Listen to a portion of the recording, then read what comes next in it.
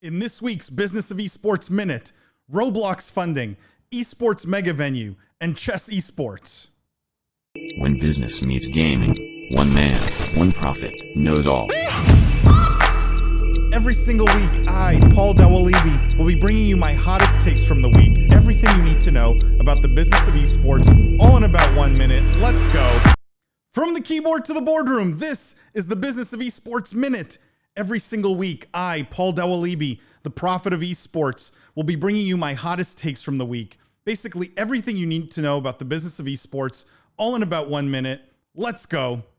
This week, Roblox raised $520 million, led by Altimeter Capital and Dragoneer Investment Group. This was officially a Series H funding round that values the company at $29.5 billion. With over 30 million active users and a metaverse platform strategy, the valuation is no surprise and in line with comparables like Unity. This is also effectively Roblox's IPO, as they plan to go public through a direct listing. The huge takeaway here is the quality of investors putting money into gaming. And they certainly won't make just one bet. Roblox is guaranteed part of a bigger sector strategy for Altimeter and Dragoneer. That's incredibly exciting for the gaming industry as a whole. If you thought that $520 million story wasn't big enough, then SuperGen Group is here to satisfy. SuperGen Group's subsidiary company, Edward Gaming, aka EDG, announced they would build a $1.5 billion international cultural and creative esports center in Shanghai. Included in this center will be a 6,000-seat esports venue, a 5-star esports hotel, and many other attractions.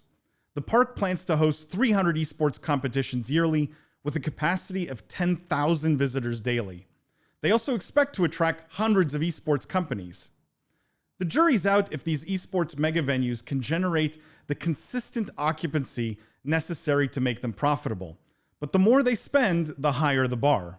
With sufficient government funding and support, this might be a winner, but the headline is good for the industry nonetheless. Finally, chess grandmaster Magnus Carlsen topped the esports prize money rankings for 2020. Chess has seen a huge rise in popularity on Twitch and is now discussed as a legitimate esport.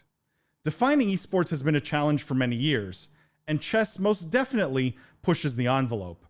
I have consistently said that the big opportunity for investors and business is in the broad gaming market, and that the definition of esports has always been too artificially strict.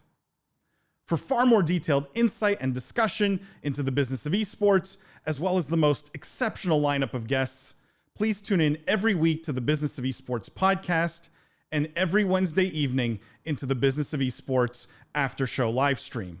Also make sure to follow us on Twitter at BizEsports and on YouTube at the Business of Esports.